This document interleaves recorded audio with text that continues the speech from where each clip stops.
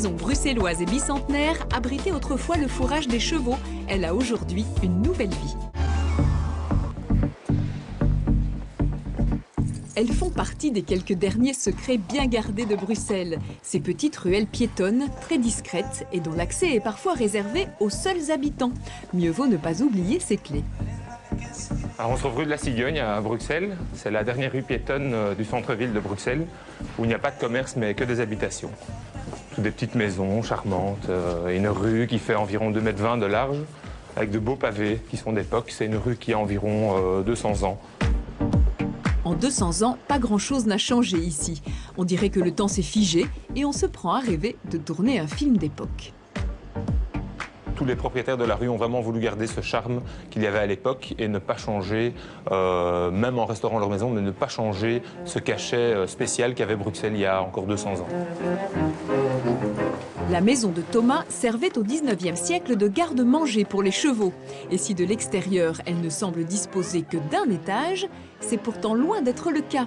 Car à l'intérieur, il y a en réalité 1, 2, 3, 4, 5, 6, 7 niveaux. Pas mal, non? On ne pensait pas au départ arriver à faire autant de choses sur de si petits niveaux, mais finalement en intégrant énormément d'éléments faits sur mesure par rapport à cette maison, on a réussi à y intégrer tout ce qu'on a voulu, voire même plus. 7 demi-niveaux sur un terrain de 23 mètres carrés, cela donne donc 92 mètres carrés pour vivre. Mais créer un sentiment d'espace dans de si petites surfaces était un défi relevé haut la main.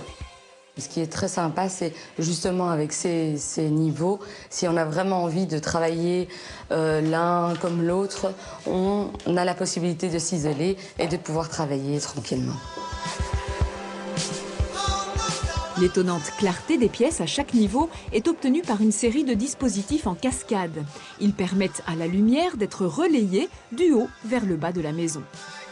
Véritable colonne vertébrale, l'escalier en quart tournant a été réalisé sur mesure, comme l'ensemble du mobilier. Il n'y a aucun angle droit dans la maison, il n'y a pas deux murs qui sont parallèles entre eux. Donc on a voulu avoir un escalier qui est facile à utiliser, mais qui ne prend pas trop de place. C'est que chaque centimètre carré est compté. Par exemple, cette salle de bain d'inspiration japonisante se loge astucieusement dans seulement 3 mètres carrés. En revanche, les pièces principales, comme la chambre ou le living, profitent de toute la largeur de l'habitation. Et le mobilier, plutôt sobre et léger, n'encombre pas l'espace.